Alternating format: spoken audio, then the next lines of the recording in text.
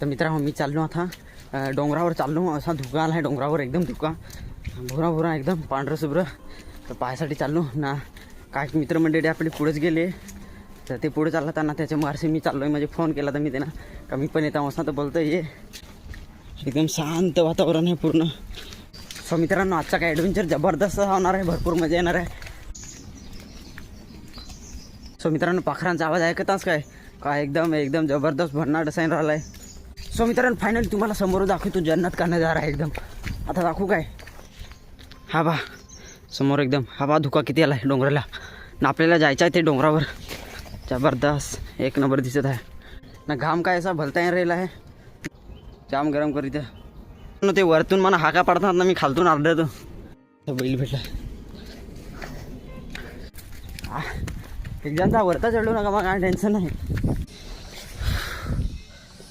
आता मी पडता पडता वाचलो, माझे पायाला लागला जाम बेकार.